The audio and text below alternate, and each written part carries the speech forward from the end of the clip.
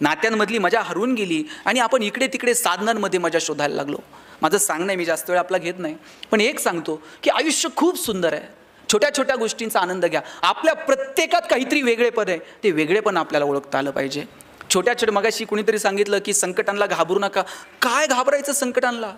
संकटांच्या समोर असं छाती काढून उभं राहता आलं पाहिजे शिवाजी महाराजांसारखं. कुणाच्या बापाला आपण कधी घाबरू नये. घाबरायचं ना आपल्याला, आपण आपल्या कर्माला घाबरावं. इतर कुणाला घाबरण्याची काय गरज आहे? आपण आपल्या कर्माला घाबरावं की अरे माझ्या हातनं हे चुकीचं घडतंय. लक्षात ठेवा, चेंडू जसा भिंतीवर मारताना तसाच मागे येतो.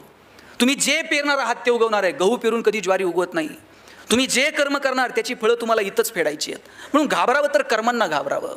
काय द्यायचं समाजाला ते ठरवा, कसं जगायचं ते ठरवूयात. कधीतरी अंतर्मनात डोकावून स्वतःचा कधीतरी विचार करूया. आम्ही तो विचार करणं जेव्हा सोडून दिलं ना, तेव्हापासून आयुष्यातली मजा हरवून गेली. म्हणून या कार्यक्रमाच्या निमित्तानं मला आपल्या सगळ्यांना आवर्जून सांगायचं आहे की आपण काय करायचं ते ठरवून घेऊया. छोट्या छोट्या गोष्टींचा आनंद कसा मिळवता येईल हे ठरवून घेऊयात. जगण्यातली समृद्धता निवळ साधनांमध्ये नाही, ती कुणाच्या तरी मदतीला धावून जाण्यात आहे, हे स्वतःच्या मनाला सांगून बघूयात. हे आयुष्य परत कधीच मिळणार नाही आहे. म्हणून ज्यांच्याकडं आहे त्यांनी थोडं तरी समाजाला देता येईल का, मला वाटतं या दृष्टीनं प्रयत्न करावा. मला एक आवर्जून एक गोष्ट आपल्या सगळ्यांना सांगायची आहे. बघा, मी का असं म्हणतो की आपल्याकडे जे आहे ते इतरांना देता यावं? कारण या जगाचा नियम आहे की आपल्याला इथून काहीच घेऊन जाता येणार नाही आहे. मी माझ्या वडिलांना विचारलं होतं की जगणं कशानं सुंदर होईल. वडील म्हटले होते, तू यादी कर की आत्तापर्यंत तुला किती लोकांनी मदत केली. मी ती यादी करायला घेतली. मला गावात ह्या माणसानं मदत केली, शाळेत ह्या माणसानं मदत केली, कॉलेजमध्ये या माणसानं मदत केली. मी 100-150 लोकांची यादी केली की या 150 लोकांनी मला माझ्या आयुष्यात आजपर्यंत मदत केली. वडील म्हटले, वा, तुला आठवत आहेत ती माणसं की ज्यांनी तुला मदत केली. आता दुसरी यादी कर, तू किती लोकांना मदत केली आयुष्यात. साहेब, मी ती यादी करायला घेतली, 5-6 लोकांपेक्षा जास्त नावं मी लिहू शकलो नाही. वडील म्हटले, ज्या दिवशी तुझी दुसरी यादी पहिल्या यादीपेक्षा मोठी होईल ना, त्या दिवशी जगणं सुंदर होऊन जाईल. आपण किती लोकांचं जगणं सुंदर करू शकलो, किती लोकांना ताकद देऊ शकलो. म्हणून संकटांच्या समोर गडबडीत व्हायचं नाही. जितक्या लोकांना मदत करता येईल तितक्या लोकांना मदत करावी. कुणी संकटात आहे, कुणी अडचणीत आहे, त्याला धावून जाता येईल का? आणि प्रत्येक वेळेस पैसेच लागतात मदतीला असं नाही आहे. कधीतरी एखादं चांगलं काम करतोय ना, त्याच्या पाठीवर थाप मारा आणि त्याला सांगा, वा, छान काम करतोय, आम्ही आहोत तुझ्यासोबत. एवढं म्हटलात ना तरी त्या माणसाला 10 हत्तीचं बळ येतो काम करायला. म्हणून संकटांच्या समोर गडबडीत होऊ नका. शिवाजी महाराज मिर्झा राजेसोबत तह झाला, एक किल्ला मिर्झा राजेला द्यावा लागला. आणि नुसते किल्ले देऊन थांबले नाही, औरंगजेबाला भेटायला जावं लागलो. बरं, राजे एकटे गेले नाहीत, एवढ्याशा संभाजी राजाला सोबत घेऊन गेले. एखादा बाप म्हटला असता, मी संकटात चाललोय, लेकराला का नेऊ, पण घेऊन गेले संभाजी राजांना सोबत. मग मधला जो प्रवास आग्र्यापर्यंतचा ताई, त्या प्रवासामध्ये शिवाजी राजांचं आणि संभाजी राजांचं काहीतरी बोलणं झालं असेल की नाही? काय बोलले असतील शिवाजी राजे संभाजी राजांना?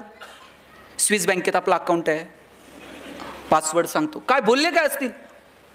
शिवाजी राजांनी सांगितलं असेल, शंभूराजे, आतापर्यंत तुम्ही जिंकणं बघितलं, आतापर्यंत तुम्ही यश बघितलं, आयुष्यातला संघर्ष सुद्धा जवळून बघा, चला माझ्यासोबत. घेऊन गेले. तिथं गेल्यानंतर औरंगजेबाने एक हत्ती भेट म्हणून दिला संभाजीराजांना. आणि थोडीशी गंमत करावी म्हणून दिलेर खान म्हटला, शंभूराजे, आप इतने छोटे हो और हाथी इतना बड़ा है, इस हाथी को आप महाराष्ट्र में कैसे ले जाओगे? एवढासा संभाजी राजा दिलेर खानाच्या डोळ्यात डोळे घालून सांगतो, ये तो जानवर है, बैठ कर जाएंगे, नहीं आया तो खींच कर ले जाएंगे, लेकिन हमारे आबा साहब ने जो आपको किले दिए हैं वो तो अभी महाराष्ट्र में है, उन्हें आप आगरा कैसे ले आओगे? एवढासा संभाजी राजा पण माहित होता, आत्ता तर हात दिलेत आणि मग घेऊ की परत एक एक, त्यात काय असते. दत्ताजी शिंदेच्या मानेवर तलवार ठेवली होती आणि विचारलं, क्यों पटेल, और लढोगे? आणि त्याही अवस्थेत दत्ताजी शिंदे म्हटला, क्यों नाही, बचेंगे तो और भी लढेंगे. संकटाच्या समोर असं उभं राहायचं ना, संकटाला वाटलं पाहिजे कुठून याच्या नादाला लागलो. आणि प्रत्येक वेळेस संकटाशी 2 हात केलेत पाहिजे असं नाही. डोंगर पोखरत बसू नका हो, कधी कधी डोंगराला वळसा घालून निघून जा. प्रत्येक वेळेस संकटाच्या समोर भांडलंच पाहिजे असं नाही. कधीतरी दुर्लक्ष करा, कधीतरी मिश्किलपणे सामोरं जा. संकटाच्या समोर मिश्किलपणे सामोरं जाणं काय असतं ना, तुम्हाला एक गंमत सांगतो. तुम्हाला महमूद माहिती आहे का? महमूदचे पिक्चर बघितलेत? आम्ही एक महमूदचा पिक्चर पाहिलेला. त्या महमूदच्या छातीवर एका गुंडानं बंदूक ठेवली होती. आता याच्यापेक्षा मोठं संकट काय असू शकतं? थेट गुंडानं तुमच्या छातीवर बंदूक ठेवली. त्या महमूदच्या छातीवर बंदूक ठेवली आणि विचारलं, बोल तेरी आखरी ख्वाहिश क्या है. छातीवर बंदूक आहे आणि विचारलं, बोल तेरी आखरी ख्वाहिश क्या है. महमूद म्हटलं, आखरी ख्वाहिश तेरी बंदूक मुझे दे दे. म्हटलं काय म्हणायचं याला. कधी कधी संकटाच्या समोर असं मिश्किलपणे सामोरं जाता आलं पाहिजे हो. म्हणून संकटांच्या समोर गर्भगडीत होऊ नका. छोटी संकट आहेत, वेळ निघून जाते. मग अशी मॅडमही बोलताना म्हटल्या, संकट कायम नाही आहेत, ती वेळ जाणार आहे, ती टळून जाणार आहे, पण तिच्या समोर सामर्थ्यपणे उभं राहण्याची ताकद आपल्यामध्ये असली पाहिजे. ती ताकद येणाऱ्या पिढीमध्ये निर्माण करा. त्या पिढीला वेळ द्या. सगळ्यात महत्त्वाचं म्हणजे येणाऱ्या पिढीला भरभरून वेळ द्या. मला अमिताभ बच्चनचा हेवा वाटतो. त्याची कंपनी कर्जाच्या याच्यात पूर्ण बुडून गेली होती हो. एखादा म्हटला असता की मी इतकं सुंदर करिअर केलं, एवढा छान, आणि परत मी शून्यातनं स्वतःला उभं करायचं, गर्भगळीत झाला असता एखादा माणूस. पण हा तोच अमिताभ आहे ज्या अमिताभला आकाशवाणीमध्ये तुझा आवाज चांगला नाही म्हणून नोकरी नाकारली होती. हिरोईन त्याच्यासोबत काम करायला तयार नव्हत्या, म्हणायच्या तू खूप लंबू आहे, तुझ्यासमोर आम्ही बारीक दिसू, तुझ्यासोबत आम्ही काम करायला तयार नाही होत. त्या अमिताभनं स्वतःची बॉलिवूडमध्ये अशी काही उंची सेट केली, आता त्याला बॉलिवूडचा शहनशाह म्हणतात. कोरोनाच्या काळात कुणाचा आवाज ऐकायला येत नव्हता, पण फोन लावला का अमिताभचा आवाज ऐकायला यायचा. याच्यापेक्षा काय करिअर असते. आत्ताही तुम्ही टी व्ही लावून बघा, 5 मिनिटाला अमिताभ दिसतो. कोण बनेगा करोडपतीमधून पैसे कमवायला सांगतो, कमवलेल्या पैशातून कल्याण ज्वेलर्समध्ये जाऊन सोनं खरेदी करायला सांगतो, सोनं खरेदी केल्यानंतर मुथूट फायनान्समध्ये ठेवून कर्ज काढायला सांगतो, कर्जाचे हप्ते नाही भरता आले तर ते नवरत्न तेल आहेच, थंडा थंडा कुलकुल. कुठं नाही अमिताभ, कुठं नाही आहे हो. का आम्ही हरायचं आणि का किती आदर्श तुमच्या माझ्या डोळ्यात. तुम्ही सचिन तेंडुलकरची उंची किती हो. उंचीनं कमी असणारा माणूस, पण सचिनला बाउन्सर खेळता येत नव्हता, हाईट कमी होती. एक बाउन्सर आला वॉकर युनिसचा, नाकावरती लागला, रक्त यायला लागलं. लोक म्हटले आता याला स्ट्रेचरवरती न्यावे लागेल पॅव्हलियनमध्ये. सचिननं असं तोंडावरती पाणी मारलं, क्रीजवरती जाऊन उभा राहिला, अशी बॅट आदळली आणि समोरच्या फलंदाजाला सांगितलं, रुक मै खेलेगा. आणि सचिननं कितीतरी बाउन्सर असे मैदानाच्या बाहेर टोलावून लावले. आणि आज क्रिकेटच्या क्षेत्रातला बाप झाला सचिन तेंडुलकर. अहो कितीतरी बाउन्सर येतील आपल्या या अंगावर, फटकावून लावायचे थेट स्टेडियमच्या बाहेर. कधीतरी प्लेट करा, कधीतरी एखादा सोडून द्या, प्रत्येकच फटकावलं पाहिजे असे नाही. पण कधी काय भूमिका घ्यायची हे ठरवता आलं पाहिजे. आयुष्य खूप गोड आहे, खूप सुंदर आहे, त्यातला एका एका पावलाची मजा घ्या आणि नात्यांना वेळ द्या. तुमच्या ऑफिसमधलं तुम्ही कुटुंबात कमी तितके तुमच्या ऑफिसमध्ये आहात, बरोबर. तुम्ही फील्डवर इतका वेळ आहात की तितके तुम्ही घरात पण नाही आहात. मग ऑफिसमधलं वातावरण किती छान असलं पाहिजे. तुम्ही ऑफिसमध्ये काम करताना तुमच्या बॉसला तुमची गरज वाटली पाहिजे इतकं काम तुम्ही केलं पाहिजे. म्हणजे एखाद्या दिवशी जर तुम्ही आला नाहीत ना, तुमची उणीव तुमच्या बॉसला जाणवली पाहिजे.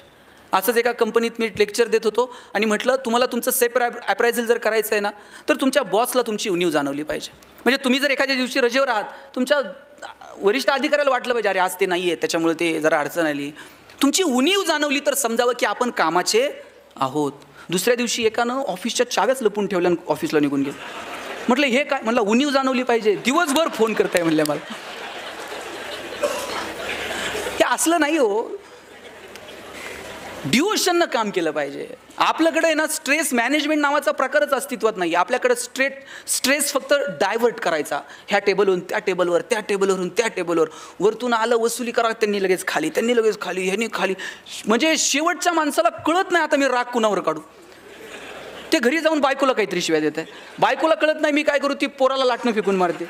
आता पोराला कुणीच उरत नाही, ते बाहेर कुत्र्याला जाऊन दगड मारते, ते तिसरंच कोणाला तरी चावतंय. स्ट्रेस मॅनेज होईल का. वरिष्ठांनी आपल्याला सांगितलंय बसूयात, एकत्र येऊयात, प्लॅन करूयात, तू हे कर, तू ते कर.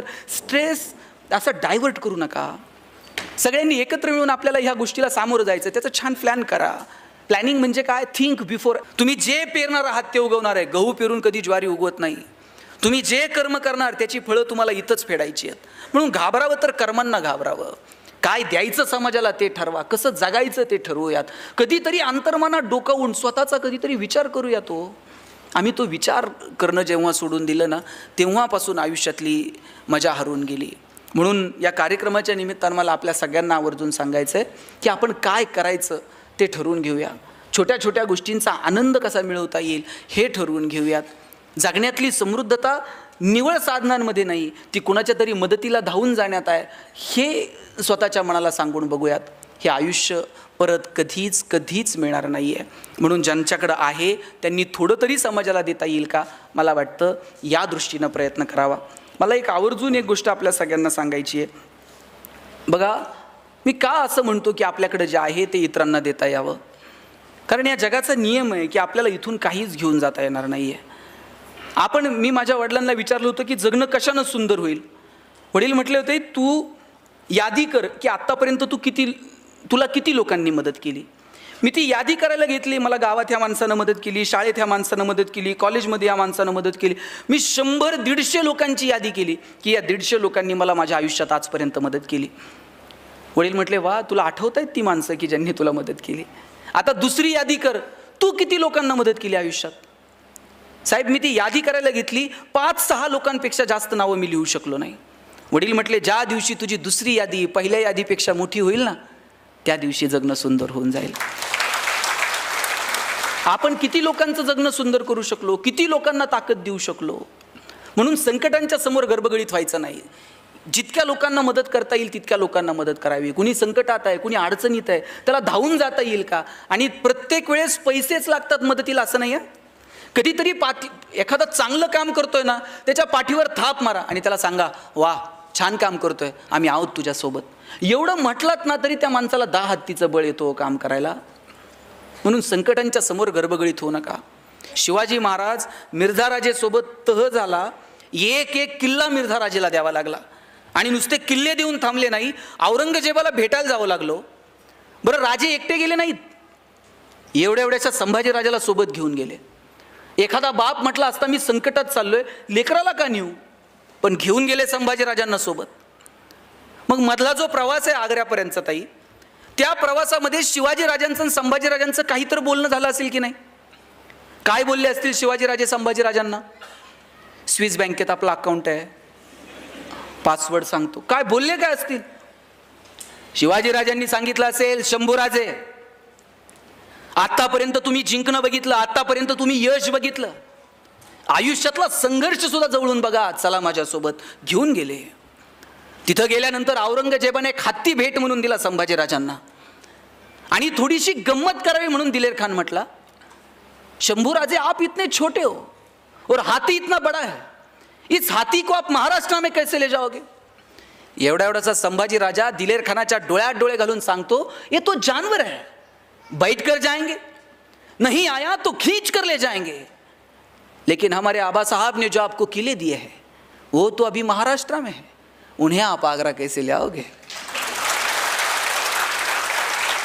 एवढासा संभाजी राजा पण माहित होता, आत्ता तहात दिलेत आणि मग घेऊ की परत एक एक, त्यात काय असते. दत्ताजी शिंदेच्या मानेवर तलवार ठेवली होती आणि विचारलं, क्यों पटेल और लढोगे. आणि त्याही अवस्थेत दत्ताजी शिंदे म्हटला, क्यों नाही, बचेंगे तो और भी लढेंगे. संकटाच्या समोर असं उभं राहायचं ना, संकटाला वाटलं पाहिजे कुठून याच्या नादाला लागलो. आणि प्रत्येक वेळेस संकटाशी 2 हात केलेत पाहिजे असं नाही.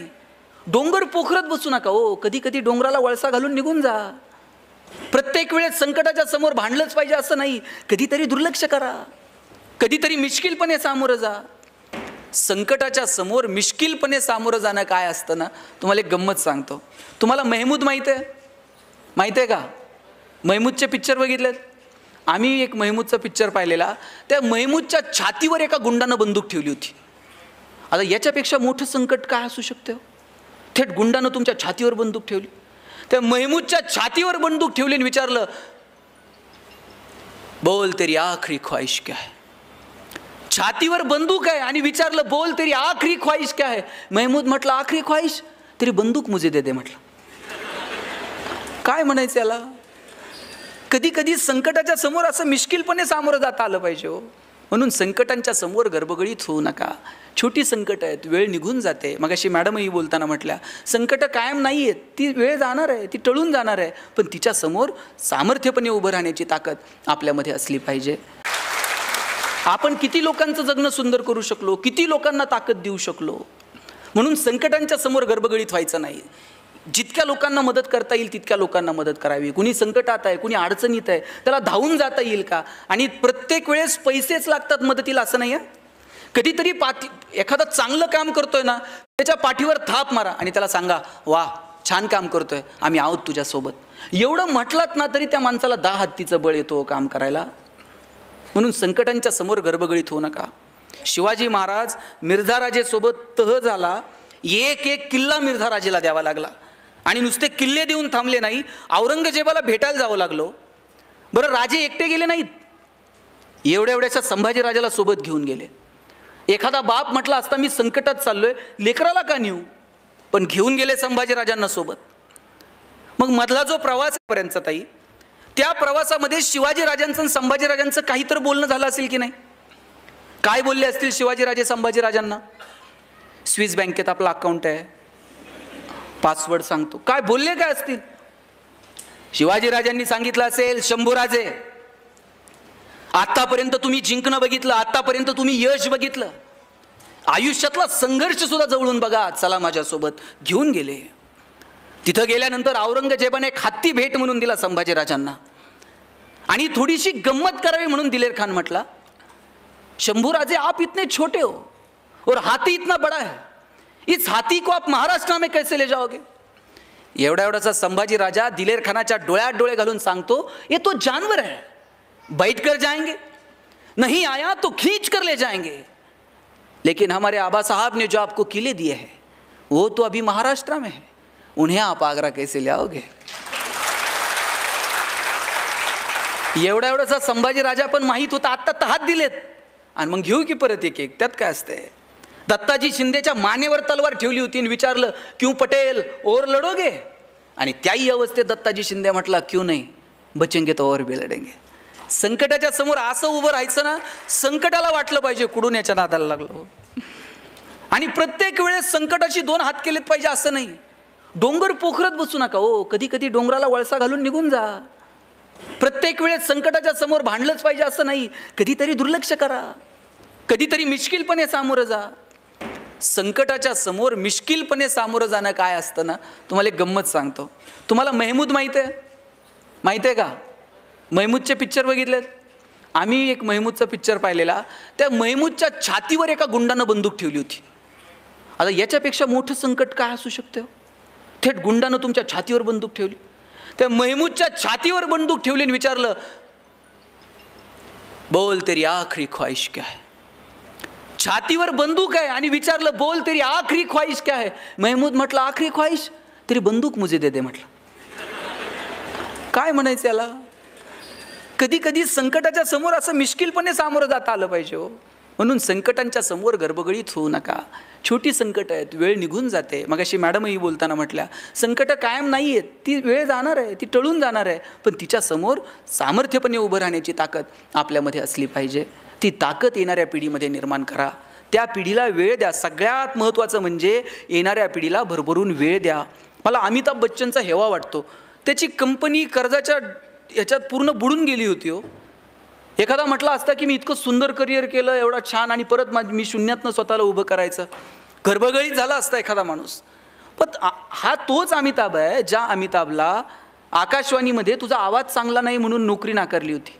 हिरोईन त्याच्यासोबत काम करायला तयार नव्हत्या, म्हणायच्या तू खूप लंबू आहे, तुझ्यासमोर आम्ही बारीक दिसू, तुझ्यासोबत आम्ही काम करायला तयार नाही होत. त्या अमिताभनं स्वतःची बॉलिवूडमध्ये अशी काही उंची सेट केली, आता त्याला बॉलिवूडचा शहनशाह म्हणतात. कोरोनाच्या काळात कुणाचा आवाज ऐकायला येत नव्हता, पण फोन लावला का अमिताभचा आवाज ऐकायला यायचा. याच्यापेक्षा काय करिअर असते? आत्ताही तुम्ही टी व्ही लावून बघा, 5 मिनिटाला अमिताभ दिसतो. कोण बनेगा करोडपतीमधून पैसे कमवायला सांगतो, कमवलेल्या पैशातून कल्याण ज्वेलर्समध्ये जाऊन सोनं खरेदी करायला सांगतो, सोनं खरेदी केल्यानंतर मुथूट फायनान्समध्ये ठेवून कर्ज काढायला सांगतो, कर्जाचे हप्ते नाही भरता आले तर ते नवरत्न तेल आहेच, थंडा थंडा कुल कुल. कुठं नाही अमिताभ, कुठं नाही हो. का आम्ही हरायचं? आणि किती आदर्श तुमच्या माझ्या डोळ्यात. तुम्ही सचिन तेंडुलकरची उंची किती हो? उंचीनं कमी असणारा माणूस, पण सचिनला बाउन्सर खेळता येत नव्हता, हाईट कमी होती. एक बाउन्सर आला वॉकर युनिसचा, नाकावरती लागला, रक्त यायला लागलं. लोक म्हटले आता याला स्ट्रेचरवरती न्यावे लागेल पॅव्हलियनमध्ये. सचिननं असं तोंडावरती पाणी मारलं, क्रीजवरती जाऊन उभा राहिला, अशी बॅट आदळली आणि समोरच्या फलंदाजाला सांगितलं, रुक मैं खेलेगा. आणि सचिननं कितीतरी बाउन्सर असे मैदानाच्या बाहेर टोलावून लावले. आणि आज क्रिकेटच्या क्षेत्रातला बाप झाला सचिन तेंडुलकर. अहो, कितीतरी बाउन्सर येतील आपल्या या अंगावर, फटकावून लावायचे थेट स्टेडियमच्या बाहेर. कधीतरी प्लेट करा, कधीतरी एखादा सोडून द्या. प्रत्येकच फटकावलं पाहिजे असंही नाही, पण कधी काय भूमिका घ्यायची हे ठरवता आलं पाहिजे. आयुष्य खूप गोड आहे, खूप सुंदर आहे. त्यातला एका एका पावलाची मजा घ्या आणि नात्यांना वेळ द्या.